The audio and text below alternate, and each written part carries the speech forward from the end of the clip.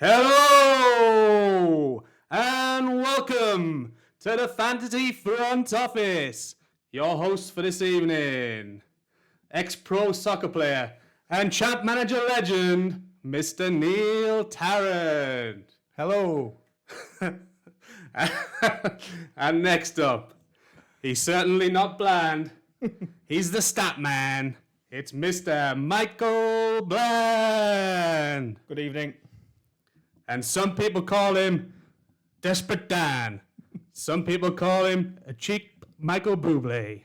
It's Mr. Anthony Freeman. And off camera is Leon. Leon. Hi, Leon. Hello, That's Leon. enough, Leon. Fucking Evening, Anthony.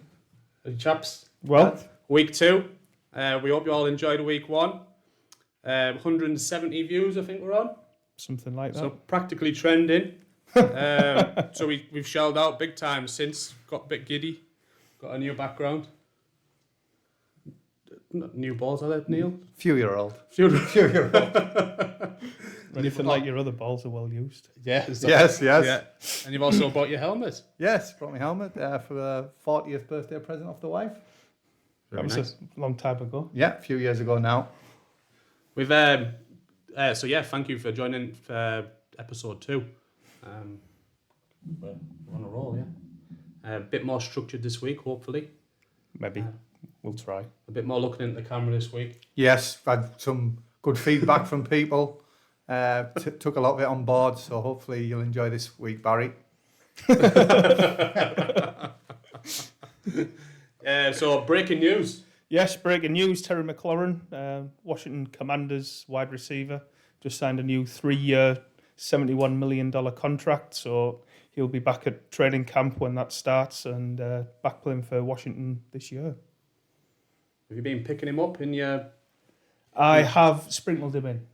Yes, because when he held out minicamp, wasn't training, he fell a little bit. So sprinkled him into a few drafts. Was it a hold up that was going to get resolved? There was no real danger, was there? Yeah, players with a new CBA now that the players in the league have, they can't hold out anymore.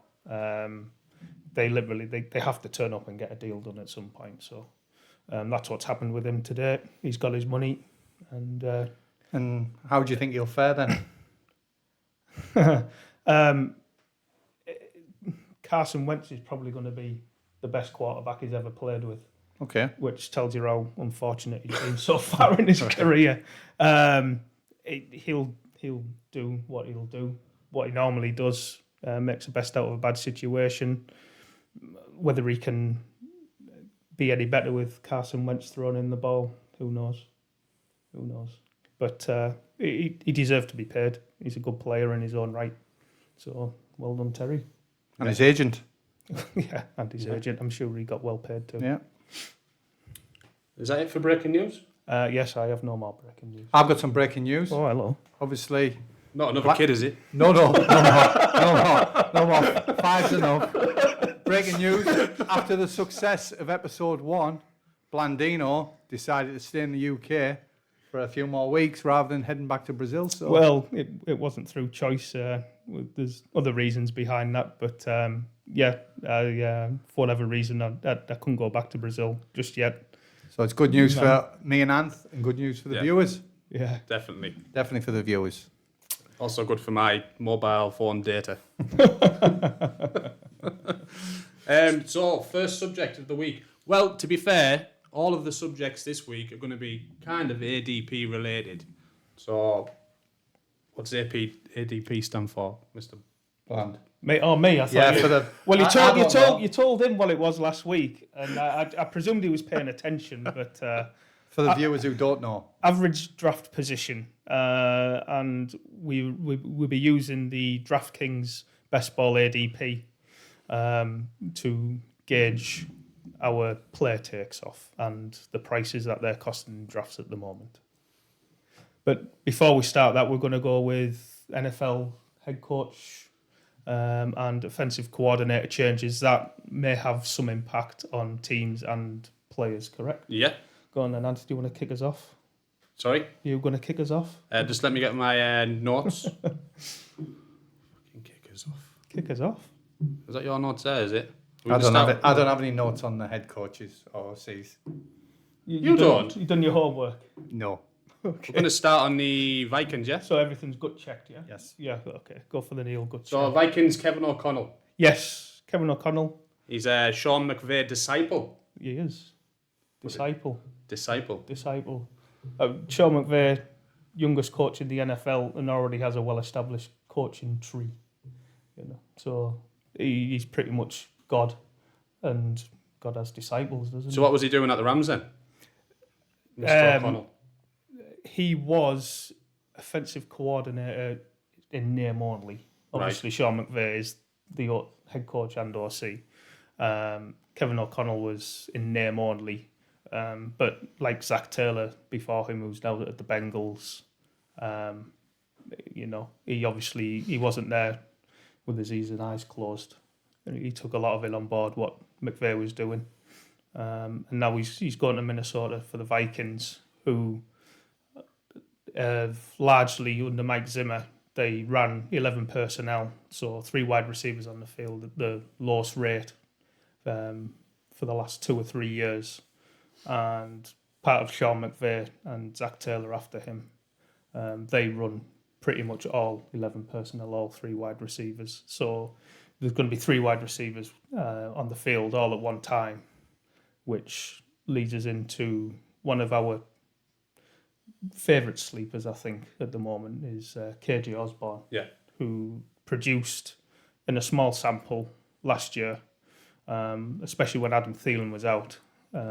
He did pretty well, and now being a full-time player, when there's 3 wide receivers on the field, he can see a good bump in his production, I think. Yeah, so you may not believe this, but I've actually done some prep today. Oh, go on. Yeah. This is very good. So we all know Justin Jefferson's was he top-end player, Star. don't we? He's a star. I was surprised, Neil, that his ADP on the DraftKings Best Ball, whatever it is 4.41. So he's the second wide receiver off the board. Yes. Is that expensive? I think it might be Very. too low. I believe Justin Jefferson in this offense, playing at the speed, with the amount of players that they want to run, the amount of opportunities that are going to be there, I think Justin Jefferson can be the number 1 wide receiver this year, and have drafted him as such. So you think he should be first off? I think he should. I think between him and Cooper Kupp, it should be either one of them should be the first. Cooper first 2 Kupp's the second pick, isn't he, in the draft? Yeah, he is. Yeah. What Cooper Kupp did last year, he won't do again this year. No. It's literally impossible. It was a season for the ages. So he's going to regress. He's going to get worse. He's not going to get worse. He's still a very good player. He's not going to pull up those numbers, but even if he does regress, he still might be better than every other wide receiver there. Yeah. But to think he can pull up those numbers, that kind of production again, is probably it's going to be tough. But if you take Cooper Kupp as a first wide receiver off the board, you're not going to be disappointed. Yeah. So if you think the wide receivers are going to be so active, especially with this new coach, what does that mean for Mr. Dalvin Cook? Well, again, he's gone about 10, isn't he? Yeah, I think with that there's a bit of suspension risk baked in. Yeah. From the case that was brought up against him last year that hasn't been settled yet. With between him and his ex-girlfriend. So there's a bit of that baked in about which way that might go. Might he get a league suspension? Might he not? And also, he's at some point during the year he's going to do his shoulder injury is going to crop up again because it's just a reoccurring injury he's had from college. There's some good Twitter doctors out there, and it's a high percentage chance that at some point he's going to pop his shoulder out. It's probably going to force him to miss a game or 2. So there's some of that baked in as well, I think. Okay. So a little bit of injury. If that is the case, who's the RB2 for the Vikings? Probably Alexander Mattison. Right. He has been the last few years, although they did draft Ty Chandler in the 5th or 6th round this year. They have Kenny Nwangwu as well. But Kenny who? Nwangwu. Kenny is basically the best kick returner in the league. Yeah, he's superb. But it was the old regime who drafted him last year. This is a totally new regime. They've then gone and drafted their own, probably third string running back. But Mattison's in his last year of his contract. If they don't want to pay him at the end of this year, then Ty Chandler will probably step into that role, but he might not step into that role until next year. Okay. Fair enough. So, in summary, the new head coach at the Vikings is good for their wide receivers. It's just going to be good for their offense all round. Okay. It wouldn't surprise me if Kirk Cousins has a career year in passing touchdowns, and Dalvin, he's still going to be good, as you've seen with Rams and Joe Mixon last year at the Bengals. Running backs in this system, they're good because they get plenty. The good offenses get plenty of opportunities at the goal line, and Dalvin's better than Mixon. Doesn't play passing downs for the Bengals, but we've seen it with Todd Gurley previously at the Rams, where he's been a full workhorse, 3-down back. Yeah. And Dalvin Cook can probably do that. Good. Okay. Next one, Neil. Yeah, mine's the Panthers head coach, Ben McAdoo. McAdoo. Yeah. Yeah. Now, he spent some time with the Giants. Is that right? He was. Yeah. But you talk about this 11 personnel, Yes. and he was one of the first ones to do that or to introduce it. In the NFL, he was. Yeah. Yeah. When he was with the Giants, he introduced. He didn't introduce 11 personnel. No. But they at the time they would use 11 personnel more than what the rest of the league would. It was only when Sean McVay went to the Rams as the head coach that basically the Rams just ran 11 personnel, 85, 90% of the time. Where McAdoo with the Giants, he sprinkled it in more than most. He got a rough deal. Right. He got a rough deal with the Giants, especially in his last year. If you remember, Odell got injured, 3 or 4 other wide receivers got injured, and that was when Evan Ingram, as a rookie tight end, as rookie tight ends go, had a good year. He wasn't good because he's Evan Ingram, but it was literally he was the last man standing when it come to throwing the ball too, and also Eli had started to fall off a cliff with his play at that point as well.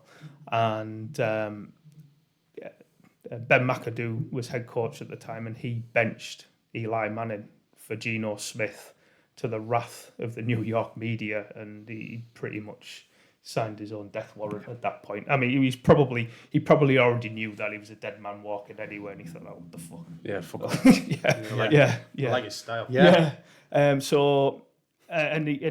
He's kind of kicked about in a couple of jobs in the background since then, and he's got the Panthers gig this year. What does it mean for fantasy? CMC. It means that they're probably going to again run 11 personnel, and they're going to play at a decent pace. There's going to be lots of passing opportunities for the wide receiver, and McCaffrey's going to get his, DJ Moore is going to get his, but you're going to have ancillary pieces like Robbie Anderson, Terrace Marshall, the 2nd round pick from last year, who had an awful rookie season, but they've talked him up quite a bit in camp this year so far. Take that with a pinch of salt. So for the viewers who don't know what 11 personnel means, the first digit is the amount of running backs on the field. So it's 1. And the second digit is how many tight ends are on the field. Also 1. And that leaves you with 3 wide receivers because you've got your 5 linemen and your quarterback. Yeah. Okay. Thank you. You're welcome. I didn't know that. Every day's a school day. Yeah, thanks. So they're going to play. They're going to play fast. They're going to throw the ball plenty. which was Sam Darnold. Could go either way, Yeah. But you might end up with Jimmy. You might end up with the Matt Corral, who they took in the draft in the 3rd round. Yeah. But whoever's under centre is going to be chucking the ball a lot. Because the other thing they need to do, they can't run McCaffrey. Yeah. 400. So 400. we'll get on to 400. that. We'll get on to that. They So can't run why McCaffrey. don't We'll more, get on to that. yeah. So why don't more teams? Why don't every team go the 11 personnel, or do you need to have Need the the right talent. bodies? Yeah, you need Yeah. the Talent. personnel. You need to have the coaching mentality for it. It's quite new within the NFL. It was used a lot in college, Right. And you see younger coaches using it a lot. Obviously, going back to the previous team, the Vikings, Mike Zimmer, defense dinosaur, bless him, old-fashioned defensive coach who wants to run the ball, play slow, control the ball, play defense, basically. Yeah. And there's still plenty of those kicking around in the NFL. So do you think moving forward over the next 5-10 years, more and more coaches are going to come out of college into the NFL? Yeah. And then play the 11 personnel? Yeah, and then you'll start running more exotic schemes as well. There's more and more college concepts that are coming in. But that's better for the fans to watch. It's a better product. Yeah. Brilliant. Because no one wants to watch the Seahawks. No. Run the ball a million times a game. No. What are the Green Bay Packers playing this season? 2 running backs, 2 tight ends. God. Yeah. I mean, just no wide receivers if they can get away with it. Bless them. Poor Kev. Next one. I had Broncos, Nathaniel Hackett. Yeah, so Previously with the Packers. Speaking of the Packers, Yeah. this guy again was OC with the Packers in name only. Right. And he previously with that he was with the Jaguars. Got a career year out of Blake Bortles in 2017 when they should have got to the Super Bowl. Really, I mean, they had the Patriots beat in the AFC Championship game. They should have got the Super Bowl that year. So everyone thinks that Russ is going to go to Denver and is just going to chuck the ball all around the place. Compared to Seattle, what he was doing in Seattle, yeah, he's probably going to do that.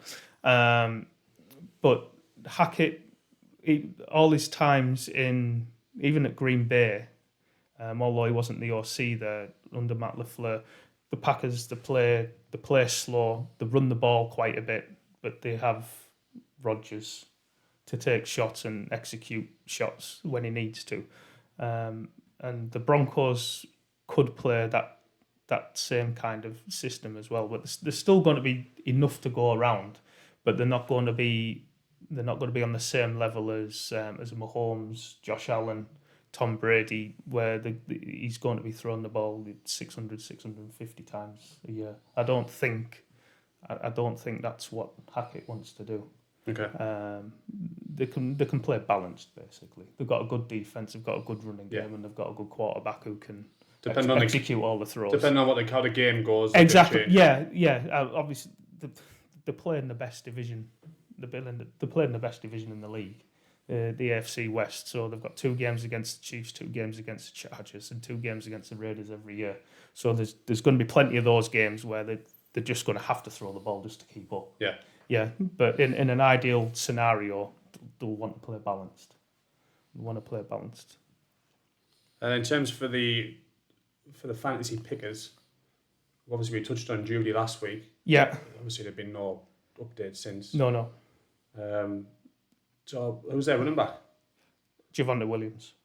Okay, the rookie year last year. Yeah, he was a rookie last year. Pretty much him and Melvin Gordon split work 50-50. Okay. The Broncos let Gordon walk at the end of his contract, all the way up until a day or 2 before the draft. Gordon couldn't get any interest in any other team taking him on. He was probably asking too much and wanting too big of a role for what teams were willing to offer at this stage of his career. I think he's about 29 now. So he must have had a deal in place with the Broncos where they said, this is what we'll offer you, but if you can go out and find something better, then... Okay. Because it was quite telling, obviously, a couple of days before the draft happens, teams, if they haven't filled a running back slot in free agency prior to the draft, they're going to fill that slot in the draft. Melvin Gordon knows that. So he knows if he doesn't sign with someone before the draft, he's going to struggle to get on a roster. So he's gone back there. I think it's about a £2.5 million deal for 1 year. Right. It's probably less than what he was trying to get on the open market. Yeah. And the fact that the Broncos let him walk suggests to me that they're happy to give Javonte all the work. Right, okay. And just have Gordon come in, spell him. It'll probably start off somewhere down the line with maybe a 60-40 split. Yeah. And as the season progresses, Javonte remains healthy and just remains the better back. He'll just get more and more work. And I'm just going to jot that down. That could be the first nugget of the night, I think. Well, I think there's 4 running backs you can draft in the first 2 rounds. Well, don't give all the nuggets away now. No, save them for next week and the week after. Yeah, Fair just enough. wait. So the next one for me is the Jags. Getting excited there, weren't The you? Jags, the Jags new head coach. Yeah. We'll sort him out, Susan. Don't worry. Yeah. Doug Peterson. Yeah, I always thought he did all right at the Eagles. Yeah. And I think the team he's got at the Jags. Is that him, the big fellow with the grey hair? Yes. Oh, I think he could do all right. This could be the turning point the Jags have been hoping for and waiting for. Well, let's put it this way: he's not going to be any worse than last year. No, because that was an absolute shit show. That's last just good year. parties, though, didn't it? Well, no, they weren't invited, were they? just the coach and staff. The coach had some good parties. No one else was invited. Some away days, them lads, didn't they? Yeah. Some away trips. Get yourself to bed, lads. But no, I always thought he did all right at the Eagles. Yeah. And, I think he could do all right there. He won a Super Bowl, didn't he? Yeah. So, no, he's a good hire. He's a good hire for them. The good thing for us guys in fantasy is that he likes his teams to throw the ball. Yeah, he likes to pass it. Passing game. We've touched on a couple previously where they like to play a lot of 11 personnel. Doug Peterson, not so much. Old school? Yeah, a little older, yeah. Well, he likes to, generally, he likes to run 2 tight end sets.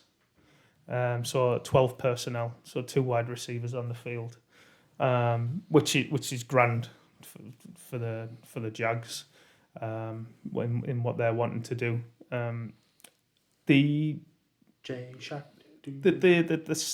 The slight. No, he's not there anymore, mate. So yeah, he's not there anymore. So for the people at home and me, DJ, tell me the 2 tight ends.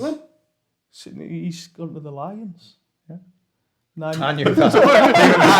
Even I knew that. So who's the 2 tight ends? Well, he didn't come up. He didn't come up last week on our off-season moves. No wonder I don't know. Well, I put him in because it was irrelevant.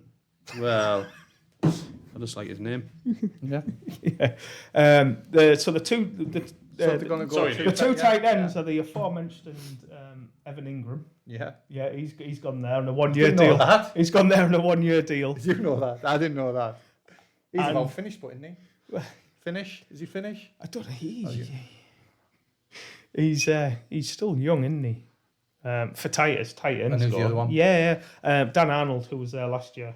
Right. They traded for him midway through the year. As well, he was part of a trade deal with the Panthers midway through last year, and he was one of Trevor Lawrence's favourite targets last year. So Arnold will play, be sprinkled in. Ingram will be the starter. I think he got about $10 million contract, which tells you he's the starter for them. And then they obviously broke the wide receiver market when they signed Christian Kirk. In free agency, which is why. Oh yeah, why an absolute shitstorm. Yeah, well, that's why chain reaction. Yeah, Tyreek Yeah. has moved and why AJ Brown has moved because of Devontae Adams, because the teams who were at, they just wouldn't pay the money. But I think or couldn't pay the money. I think it's a good appointment. I do for the Jags. Yeah. I think I think they'll. I was going to say they'll. Hopefully it's good for Trev. I was going to say they'll surprise. Yeah. I think I'd like to see him do well. Yeah. Well, everyone on that team from last year gets a pass. You can't hold. You can't, because it was such a shit show. You can't hold anything against anyone from that team from last year. And Lawrence got a real rough deal. Yeah, good luck to him. I think we're going to be rooting for the Jags in this room. Go on. Yeah. Everyone likes an underdog. Next, the Bills. Well, the Bills. Ken Dorsey. There's no history. There's nothing. We've got nothing to go on. It's a blank canvas. All we can do. He's been there long enough. He served under Brian Dable, who was the OC there, long enough. All we can presume is that he's just going to pick up the reins and carry on what Dable was doing with Josh Allen. There's been talks that Sean McDermott, bit of an old-fashioned, old-style defensive head coach, wasn't happy with the amount of passing they were doing last year and the amount of rushing that Josh Allen was doing last year. Mm-hmm. So this new guy, inexperienced in the role, obviously wants to make a good impression. He might get lent on a little bit by McDermott, but so he's just going to be a name. It's potentially. It's going to be his. It's going to be his offense. Okay. But where Dable was, had a long track record, and obviously had developed Josh Allen into the quarterback that he is. He had a lot of clout. He had a lot of say. So this new guy, Ken Dorsey, coming in, like I say, inexperienced in the role. If they doesn't have any clout at all, basically. They're going to want to protect Allen a bit more, aren't they now? Yeah, surely. yeah. They've paid him the money. When he was young, when he was a rookie in his second year, whatever else, fair enough, he's going to get smashed and they'll take a chance to get him smashed. Yeah. But now he's turned into what he is. Yeah. Don't hear what I'm not saying. It's not going to have a catastrophic effect on Allen or any of the Bills' He's still going to skill be, players. He still should be one of the first QBs off the ball. Exactly. Just you might see a touch less rushing around the goal line as well. Okay. But then what I think they might do is they were doing a lot of QB draws with Josh Allen, especially on third downs when it was maybe 3rd and 6, 3rd and 7, because they couldn't trust anyone in the passing game. Now they went out and they signed J.D. McKissick. They agreed a contract with him. He's one of the best passing backs in the league. They agreed a deal with him, and then Washington said, "Hang on, we'll match that deal." And McKissick said, "I want to stay in Washington." So he went back there, but then they drafted James Cook, Dalvin Cook's brother, in the draft in the back end of the second round, and he is. Is he a clone? He's a pass. He's not a Dalvin clone. Right. He's not. He's sub 200 pounds. He's not a big back. He's not a big goal line back. But he's a pass catching back. He can run proper routes. He's not someone where you can just dump it off to him. But if you say line up the slot, run an option route, similar to what McCaffrey does, he can play that. He can play that kind of role. So I think that kind of work for Josh Allen. Do you think you'll see? Do you think you'll see a bit of game time? Might be Cook. Cook will definitely play. Oh wow! Because Singletary is a good rushing back, but I think he graded out as the second worst pass catching back in the league last year. Which obviously put more pressure on Allen. And they want to go away from that. So. So I just think it'll be these 3rd and long QB draws where Allen was rushing it himself, where that kind of work. Yeah. He might lose, and he might just dump it off to James Cook, run an option route. There you go, another nugget. Yeah. Another nugget, yeah. Good. Full of them.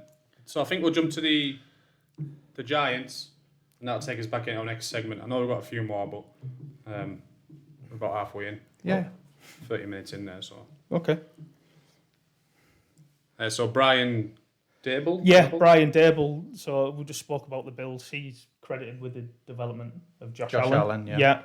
And as Allen's developed as a passer, the Bills' pass rate has just got higher and higher and higher to where it's either been first or second in the league for the last couple of years. Now, Do people in the NFL account that to his work, Brian's work, or the personnel that they've drafted in?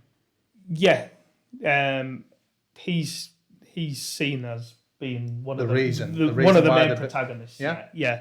For developing Josh Allen, along with Allen himself. Yeah. One of the things that a lot of people say about Allen is that he's a grafter. He wants to put the work in. He wants to better himself. You see some of these quarterbacks that come in first round, they think they've made it. Yeah. They think everything's done. They just need to turn up. Where Allen knew the flaws in his game and he wanted to be better. So, and Dable was wanting to coach him. So it was they worked well. And he's got his chance now with the Giants. So he's going to the Giants.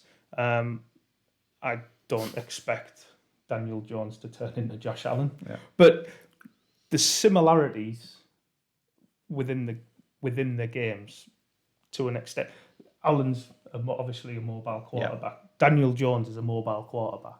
He can implement those same kind of plays, that same kind of scheme to a certain extent, but Daniel Jones doesn't have the arm that Josh Allen does. Obviously, the Giants fans are quite demanding. Will they expect changes straight away? Will they expect things to turn around? The Jags were bad last year. The Giants were just as bad. I know, yeah. The Giants were really bad last year. They've been really bad for the last 2 years. They've been the second lowest scoring offense for the last 2 years. But I mean, if you got Jason Garrett, what do you expect? Yeah. So I don't think there'll be any quarterback sneaks. 3rd and 9 on the own 4-yard line. Yeah, no. Yeah, let's put it that way. So this takes us tidily go on then. Into the next segment. Yep. It's almost like a plan that. Yeah. Wasn't it? Hey? Yeah. That's the amount of planning that goes into this professionals. Sure. So people just think we turn up, but it doesn't. So the next segment was we picked how many did we pick each? 3 players each. Who we thought in the ADP was either high or low. So the ADP was too low or it was too high. Yep. Yeah. So my first pick, and I did actually pick it for you out there thinking, Blandy's just picked all these, was Daniel Jones. There we go. Yeah, funnily enough.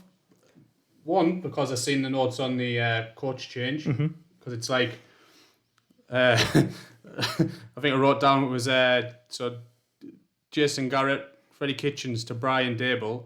It's like going from Mike Bassett to Pep Guardiola. Seems about fair. For the soccer fans. Yeah, that seems a fair assumption, yeah. We're out there, yeah. Yeah. So this is the first time he's had decent coaching staff, well, on paper. Yes. A decent O-line. Yes, yeah, they've made improvements. Barkley's 2 seasons from the knee injury. Yeah, Saquon was so unlucky last year. Yeah. He rolled his ankle walking off the pitch and stepped on another player's foot. I mean, the chances of that happening that was unfortunate. And then we have the emerging talent of Mr. Kadarius Toney. Yes, yeah, Kadarius is now. I got a bit excited last year because I had him in my team. Right, and then he was. So. I don't know why, but he was. Didn't he have some sort of thumb injury? And he's had every injury go to man. He's had minor knee surgery this off season as well. Yeah. Yeah. So that's a worry.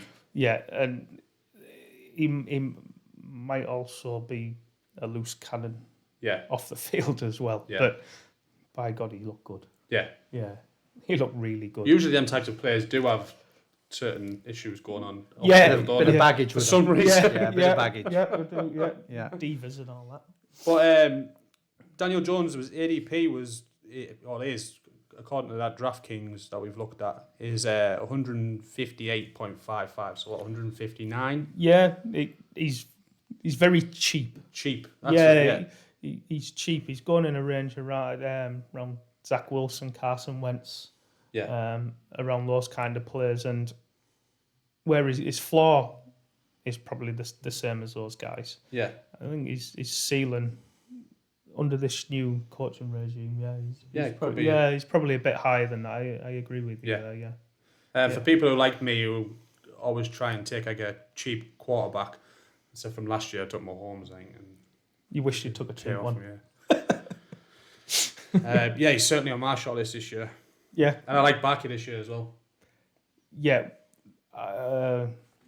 He was one of the fullbacks I spoke about earlier who I think you should take in the first 2 rounds who have the overall RB1 upside. Barkley's one of them, yeah. Barkley's one of them. So for me, he should be going off the board earlier. Yeah. Was that too low or too high? I don't know how you describe it. Barkley earlier this off-season, you could get him in the middle of the 3rd round. Right. He was a really good value. People have cottoned on to the fact, literally what I've just said there about his overall ceiling, and he's been knocked up appropriately now, but he should be a back end of the 1st round pick, and you can still get him back into the 2nd round. Okay. So he's still getting a bit of value with him. Okay. Do you want to go next, Brandy? Yeah, so my first one, going back to the Bills, is Gabe Davis. Now, and he's going too high. He's going too early. And I love Gabe Davis, and I love his opportunities this year, but he's going 44th overall. And he's going above Deontay Johnson, DJ Moore, Terry McLaurin, who's just signed his deal. Who's just been paid. Will you see McLaurin start going back up now?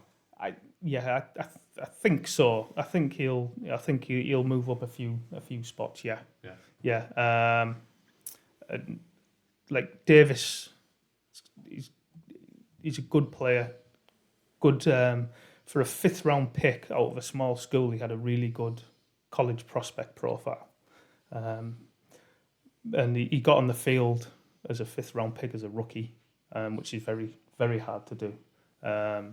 And then for whatever reason, last year, the Bills decided to sign the corpse of Manny Sanders instead of playing Gabe Davis. They didn't think he was developed enough. But between the two of them, Davis and Sanders, they played very similar roles last year. And Davis is going to have that full role to himself this year. And that equated last year to 135 targets between the two of them. Now, it's unrealistic to expect Davis to get all those targets, but even if we give him 115, 120, which is a fair assumption, it's still, he's going to have to lean on efficiency an awful lot, especially when you consider McLaurin, who gets 130 plus targets every year. Deontay Johnson got nearly 170 targets last year. Yeah. That's going to come down for Johnson, but he's still going to get plenty again this year. Yeah. DJ Moore is going to get 150 targets. Now, the targets that those guys are getting are going to be not as efficient as the targets that Gabe Davis is going to get because his quarterback play. So he's going to get less targets. He's going to be more efficient, but his efficiency is going to pretty much have to be off the charts. Yeah. To kind of pay off where he's being drafted compared to other guys around him. Can get at the same level. Okay. I mean, at the moment, his efficiency on touchdowns, he's scoring a touchdown every 8 targets that he gets. And now, if we give him 120 targets, I said this year, That's 15 touchdowns. His touchdown rate at the moment, and as good as a player I think he is, I can't see him scoring 15 touchdowns this year. So he's going to have to make up for efficiency. He's going to lose. He's going to regress, in his touchdown efficiency, and therefore he's going to have to make up for it in efficiency in other areas. So I just think I love the player. I think he's a great player, and I love his opportunity. His opportunity is similar. It reminds me a little bit similar to Chris Godwin's. Right. Okay. When he had his breakout season a couple of years ago. It reminds me a little bit of that. But I just think where he's going is just he's a bit too steep. I've got loads of him. I've drafted him loads. On other platforms, he's a lot cheaper than what he is on DraftKings. For whatever reason, DraftKings, maybe because you have to start 3 wide receivers and there's a flex or 4 wide receivers. Yeah. He's getting pushed up a bit. I did see some chatter on Twitter today as well, where stacking's obviously popular, and because Josh Allen is early and Steph Diggs is early, people are wanting that Bills stack, Right. Okay. and they're wanting Gabe Davis. And that affects the ADP. So they're taking him earlier and earlier. There was an FFPC draft last night. He went at the 301. Yeah, he went 25th overall, just so someone could complete a Bills stack. Complete their collection. Yeah, and like when you're doing that, you just the little edge stacks give you little edges. But if you then start taking players that far ahead of ADP and that earlier in the draft, that little edge that you're getting with your stack, you've then lost. Yeah. So yes, you should stack in best ball, but you should stack at the right price. Yeah, not just for the sake of scrapping. Yeah, so obviously I haven't done as much research as Blandy on my first pick. I just pretty much went pretty basic. CD Lamb, I think he's too high. Currently shown 14.25. Yeah, I just feel he's not top 5, top 6 wide receivers. I just don't think he's there yet. I don't think I've got some stats here. He's only ranked 37th in targets among all wide receivers, which was a shock to me. And also, in 2 years, he's yet to for the fantasy people out there. In 2 years, he's not knocked over 20 points as a wide receiver per game. Which is not good enough when you're drafting him that high. Yeah. So I think he's very high. Yeah. He's lost Gallup. He's lost Cooper. Yeah. Well, Gallup's out till Gallup's November time. November. Yeah, Gallup. At the earliest, didn't we say last week he was? Yeah, he didn't have his Looking surgery. shaky, He didn't have his surgery until. So he's going to be. He's going to have all the attention on him. Yeah, he's going to have rather than being wide receiver 2, 3, he's going to be the main man now. So I just think it could affect him. Yeah, I had him last year, and he was steady, but I took him in the 3rd round last year, and you're disappointed on your return in the 3rd round for what he gave, and this year I've seen him go in the 1st round in some drafts. So yeah. So do you agree with me? He's too high. At his price point, yeah, I think he's a bit steep. Wasn't with that one. Thank you. He's a bit. Yeah. He's steep. There's a lot. I agreed with your 2 as well, by the way. So there's a lot of pros, like Ant said. There's a lot of opportunity, but you would have liked to have seen him take a bigger step forward last year. Yeah, for sure. Yeah. Very well. Oh, next one for me. Go on then. I had this guy from in a dynasty. I think I drafted him in the 1st round, possibly. Who? Last year. So the guy who I think is too low, who should be drafted earlier, is Rashad Bateman for the Ravens. Yes, we like Bateman. Likes him already. See? Yeah. I've written my notes. Wait there. Go for it. Anyone sees my Lord of the Rings book, the book of Gondor, where I put all my fantasy football stats. You're on the first page. Yes.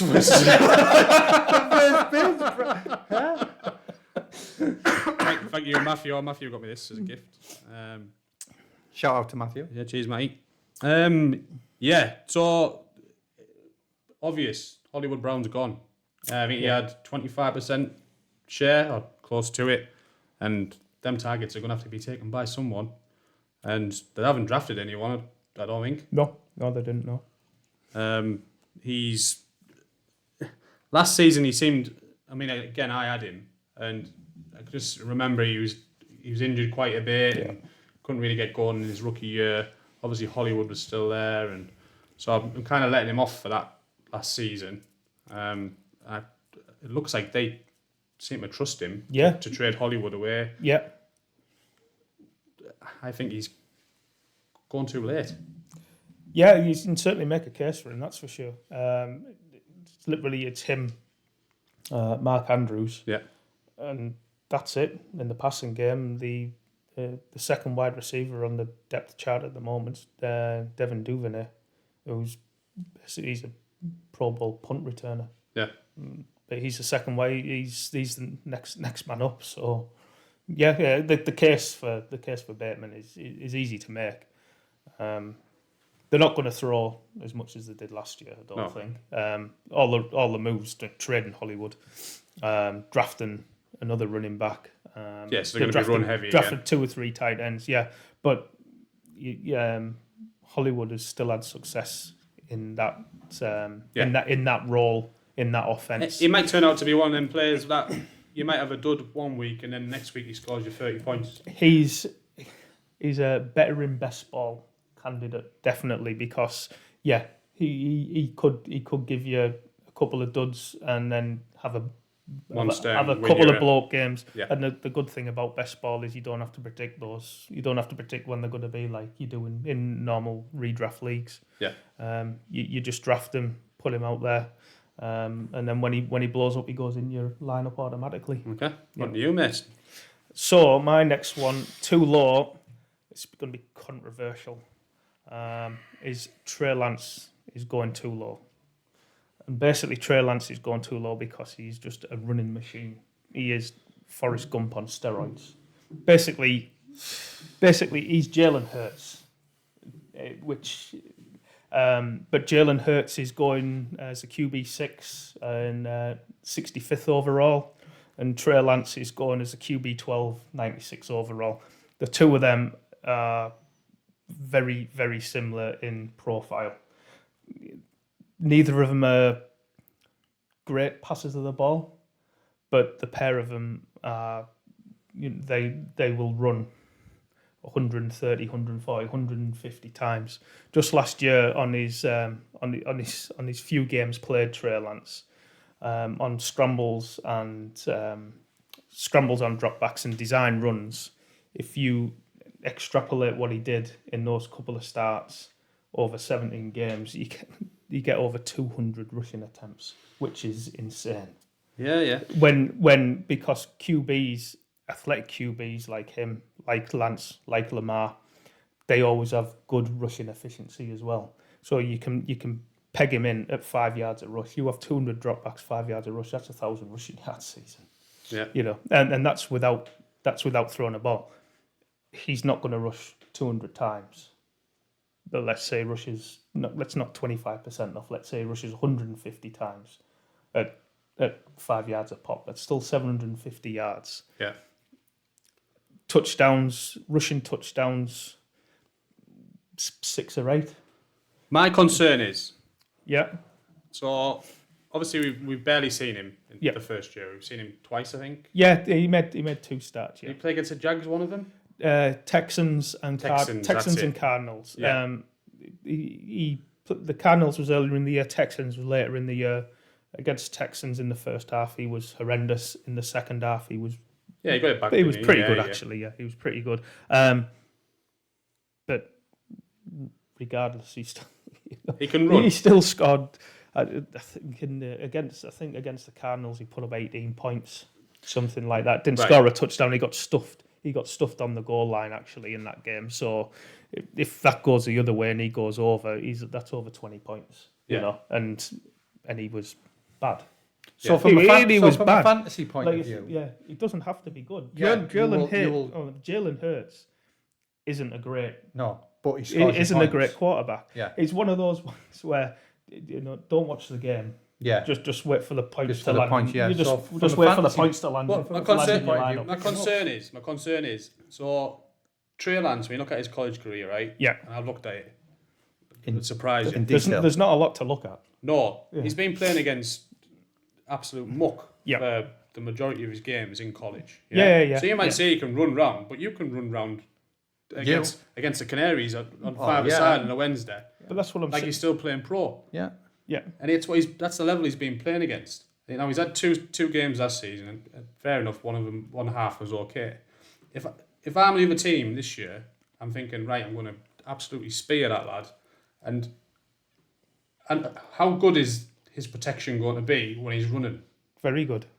Right, okay. Yeah. I mean, You- the 49ers O line is one of the best O lines in the league, isn't it? So, I mean, you can. I mean, why do teams spear Lamar? Why don't teams spear Yeah. Jalen Hurts? Yeah. It's scheme, isn't it? Yeah. It's scheme. You can only put so many players in the box. You can only have one guy to spy the QB.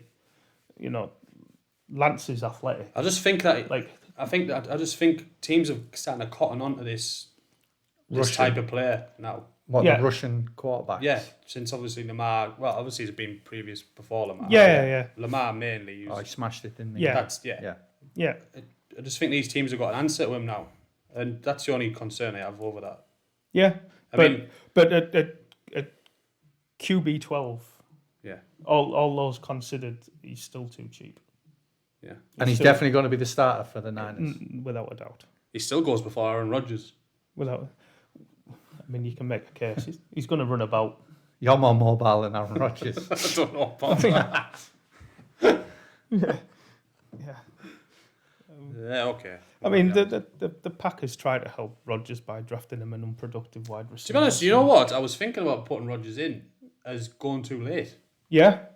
Because if they, Like- this is like a +1. Yeah. If they actually do pull some out of the bag and get a decent wide receiver in, then you've got Mr. Rodgers. Maybe I don't know. No, Yeah. I think they'll struggle. Like, At the minute, yes. yeah. The thing is with Rodgers is he's a supreme talent, and even when he's had this shite around him before, he's still always been a RB1, a QB1 in fantasy. He's still always been a top 12 QB. So, where's he gone? 13. So yeah, you can make a case. Yeah. He's gonna finish in the top 12, but he's probably going to be closer to 12 than he is to 1. Yeah. Yeah. It doesn't Yeah. really matter for us because in our draft, one of our friends Kev just takes texted him anywhere. Doesn't matter what round. regardless. What round it is. Neil, second one. My second pick, controversial one for me. I think we've all gone controversial tonight. I'm looking at the age on this guy, Travis Kelce. I think he's too high. Going in the first round, is he, Blandy? Yeah, middle of the about 8th I overall. think in his early 30s, getting bashed up all the time. I know he's in the number one offense. Yep. Don't get me wrong, but I think with them losing the cheater. Yeah, I just yeah, think yeah. I just think teams will put a bit more focus on him now. I know he's a monster around the goal line and people get it. Got some stats here. Last season, career low yards per target, 8.4 yards, and his lowest yards per route run. That's the one. That's right. 1.9. Yeah. Now, Where have you got that one from? Blandy. So I just think when he's going in the first round, now there's a lot of good tight ends to pick from. Andrews, Waller, who else have I got there? Pitts, Yeah. Kittle. You've got a lot to choose from now. Picking him in round 1 before Debo, Devontae Adams, Yeah. Stephon Diggs. I just think you're better off picking a wide receiver than him. And that's why I think he's going too high. Yeah. I can see the case for it. Yeah, his efficiency has dropped off, and basically, you're literally just relying on volume. Yeah. Yeah, that's what's going to get him over the line if he's going to finish as the top tight end again. Andrews took that title off him last year. If Kelce is going to regain it, it is just going to be on volume and volume alone. Which is no bad thing in the Chiefs' offense. So. No, I guess not. But no, it's a valid point. I can see. Stands out. Obviously, Yeah. I'm not clued into me NFL players like yourself, so I looked at the big ones and he's just stuck out. Yeah, I can see your point. Talking about big ones. Right. So a guy who I think has been drafted too early. Who? Christian McCaffrey. Wow. Yeah. So on the best ball ADP, he's gone about 4. 3 or 4, yeah. 3 or 4, yeah. 3 or 4, yeah. So this is the reason why. It might be the first game, it might be the 4th game, it might be the 6th game. He will get injured. Mark my words, he will get injured. Sooner or later, he'll be out. And it won't be just one game. They'll say, oh, it's going to be one game, and it'll be 5 games. Did you have him last year by any Yes. chance? Are you bitter by any Yes. Did you draft? Did you have first pick last year? Fuming. And you picked him first pick.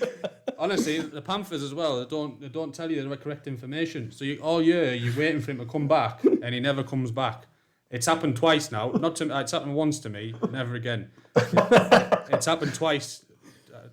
God help the people before me, because they'll be thinking the same as me. He's too. To be honest, I think in redrafts he's going a bit later. I think. He'll go later in redraft because people like yourself. Yeah. Will be scared to get hurt. Yeah.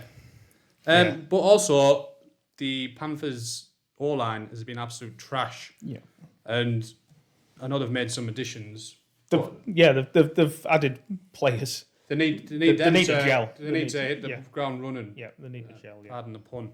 And also, I had concerns about the QB as well. So you've still got Darnold in there. The defenses don't see him as a threat, really. They know if CMC's there, he's going to be the main one they have to quash, I guess. Gets all the attention. I'm not saying he's a bad... Obviously, he's not a bad player, is he? But you'd rather pick someone... Yes. If you had first pick, you would rather... Can I just read a list of names to you? Why? I suppose so. Kevin Hogan, Ryan Burns, Keller Christ, the corpse of Cam Newton, Kyle Allen, Will Greer, The cops are... Teddy Bridgewater, and Sam Darnold. They are Christian McCaffrey's quarterbacks since college. Wow. So, and his... Because they just relied on him that much. and his elite season Poor lad. when I drafted him. Yeah. His quarterbacks were Kyle Allen and Will Greer. So I couldn't care That's less about quarterbacks. who his quarterback is Yeah. because Christian McCaffrey is going to get his. I'm just worried if I get the 101 in our draft, I will draft Christian McCaffrey. Yeah. Oh, so he I disagrees with you? I will draft. I will draft Christian. Yeah, you will get burnt. Probably, but I'm only And interested then in this time next year, random. Injured week 2. Yeah, just no one can match his ceiling. No one can match his ceiling. Yeah, fair so enough. if you're playing to win, what is it? Go hard or go home. Yep. Yeah. Yeah. If you pick him on Blandy's advice and he gets injured the first week, Yeah. Just I will tell you the hit me address. up on Twitter. I'll tell you his address so you can have a shit on his. Oh, leave a comment below. What do you think of my new bottle, Taz? Not bad. The pink fringe. Love Island? Yeah. Someone once said looked like a Smurf's cock. Dear me. What's it taste like? Your pick, Blandy. So this is my third one, yeah? Yes, the final. Yeah. Third and final, yeah. Third and final. So one we spoke about earlier actually is Michael Gallup going too high. And basically this is not so much for best ball, it's for just general redraft leagues. In that I don't think this guy should be drafted at all. At the minute he's going around about the 9th, 10th round.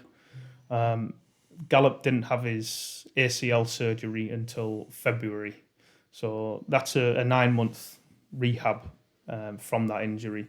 That puts him on track around about November time to, at the earliest, to make a comeback.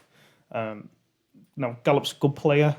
He's not not a great player, and he's certainly not someone that you're going to want to draft and then have to keep on your bench for 10 weeks. Yeah. You know, you've got in week 7 and week 9, they're massive bye weeks this year where people are just going to have to shed players from the roster to pick someone up to put in the lineup because those bye weeks, and there's good teams in those bye weeks that are all on. I wasn't aware of that. Yeah, I'll have to keep looking for that. So if you Gallup just shouldn't in redraft leagues. He just should not be drafted.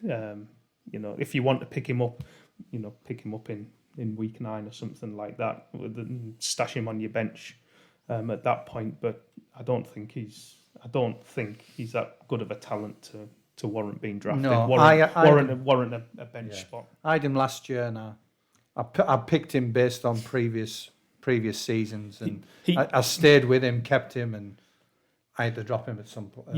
He's another one. He's similar to what we spoke about with Bateman earlier, where he's a better in best ball type. You know, he'll give you a dud couple of weeks in a row, and then he'll have a month. He'll have a month where he puts up worldy numbers, but you can't really predict when they're going to come. So yeah, just in general redraft leagues, Gallup shouldn't be drafted. I'm not sure I fancy the Cowboys in terms of fantasy. Well, my third and final pick is someone I think's too low. Oh, we spoke about him, Tony Pollard. Now, obviously Zeke's the man. Zeke's the one getting paid. Zeke's the one that'll get the goal line.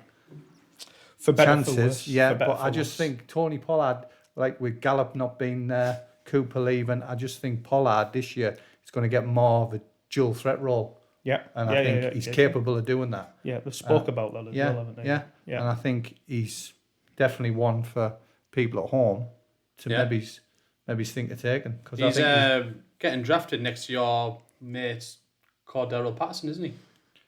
Wow. So if you had the choice, who would you go for? Cordell. He won me the draft last year, so I'm gonna have to stick with the big man. I know he's a pure athlete, he's an animal, but I get Pollard's. He didn't win you the draft, did he? He got you so far, and then the last last 5 weeks he absolutely stunk. Yeah. Where did you pick Patterson up? No idea. I think it was the first week waivers. Get me first pick. But I just think Pollard. I think with the lack of wide receivers that the Cowboys have got, I think they'll be sort of forced into playing Pollard a lot more. And I think I really do. I think well, Cedric Wilson's gone as well, hasn't he? He's Dolphins. Yeah, he went to the Dolphins. Yeah, he's another one who's left. So I think there is opportunity. Yeah, I just think Zeke as well. I know he's getting all the money, but I don't know. I just don't. Where do you rate? I don't know. I just can't put my finger on it. I'm happy to let somebody else draft Zeke. Yeah. Because I think. Do you think at some point during the season Pollard could not get the RB1 shout, but definitely get more?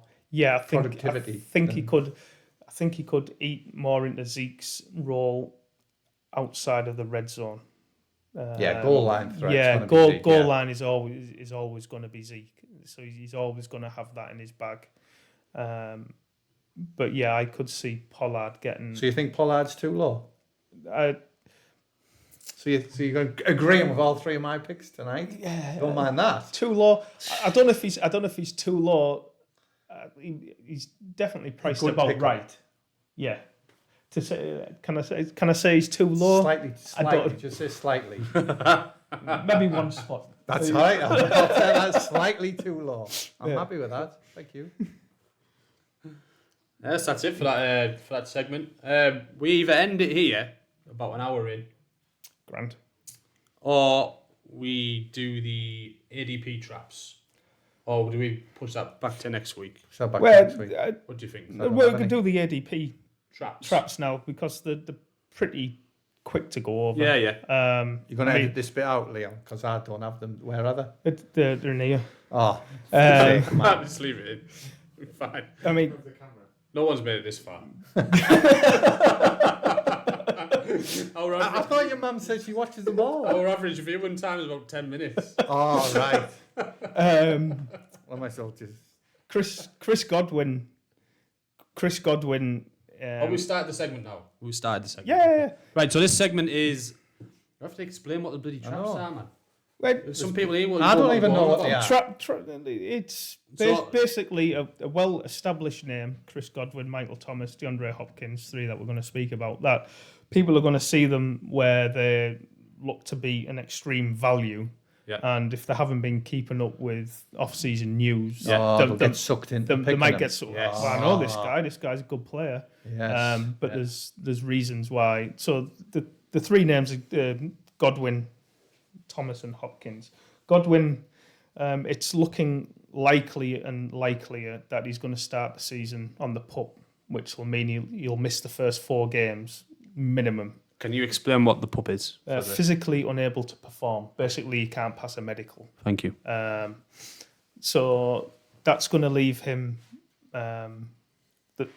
missing the first 4 games of the year. Now, if the Bucks are doing well, the Bucks don't really want Godwin at the beginning of the year. The Bucks want Godwin to be healthy at the back end of the year when they're making the Super Bowl run. So there is a chain of thought out there that I've seen some of the Bucks beat writers mention that if they can, the Bucks should be happy to not have him go full speed until November, December time.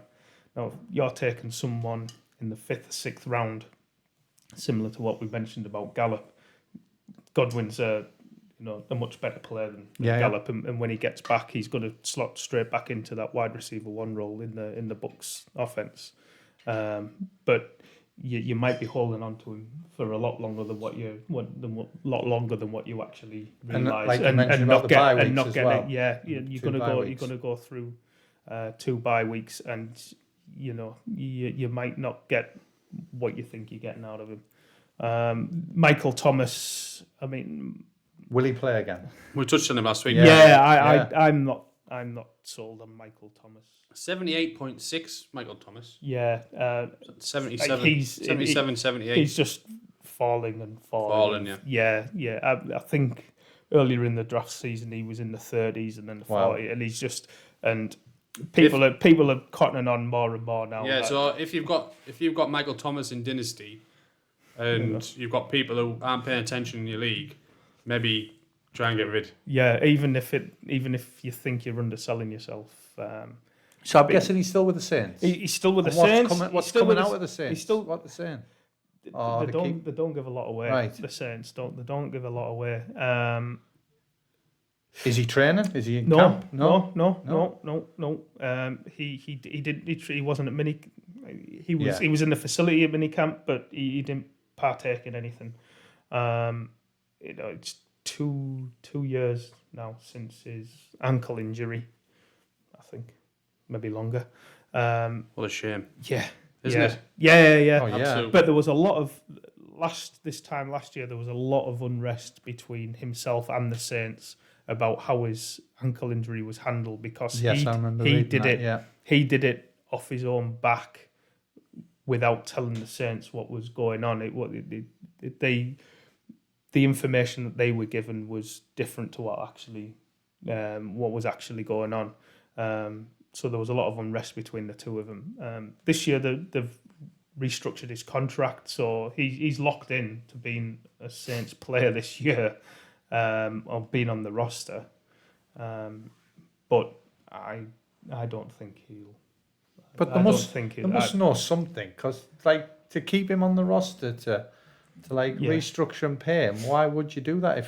Because they'll have the best medical staff, they'll know what's going on. You would like to think so, but I mean it's worrying, isn't it? They drafted Chris Olave in the first round. They traded up to draft Chris Olave in the first round. They had concerns. They've brought in Jarvis Landry. Jarvis Landry and Michael Thomas play very similar roles. They're both target hogs. Yeah. They both generally play from the slot. Both can play outside, but they both generally play from the slot.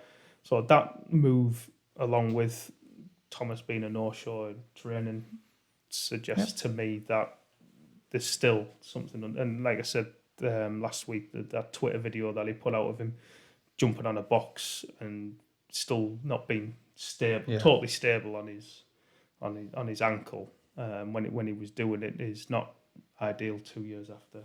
2 years. You might want to retweet that on the Twitter page. I'll see if I can find it. So I'd like to watch that. Jarvis Landry is going around the 120 mark. Yeah, and Michael Gallup and rising. Michael Gallup's going around 118. Yeah. So just an idea of maybe what you should be doing. Yeah, I think if I'm right on Thomas, and he doesn't play or he's a bit part player or whatever, Landry is a good value where he's going. I didn't put him in this section because I can't say for certain on the Thomas situation. It's just trying to put dots together. And then there was the last one. The other one was DeAndre Hopkins. He's got a 6-game suspension for juicing. And it fits. That's not like doing like fruit in the blender and stuff like that. Well, Leon's it might have Leon's been... like, what he's been doing there? With a ninja. With a ninja. It might have been fruit in the blender. There was just other stuff added into the fruit in the blender. And it kind of fits, sort of, narrative-wise anyway. Hopkins has never been injured in his career, or when he's been injured, he's played through injuries. And last year was the first year where he couldn't play through injuries. I think that's because of his age catching up to him. That's his age. That's his age catching up to him, and then is the PEDs him. Well, I'm not used to not playing. Yeah, so I need something to keep me playing. Yeah, don't know. Yeah. Don't know. But anyway, he's got a 6-game suspension, and also his targets share last year dropped off a cliff compared to where it was previously. You saw a decline in his play. Why was that? Probably age. Yeah. Probably age. Fair enough. Can't really say it was because AJ Green was across. Well, yeah.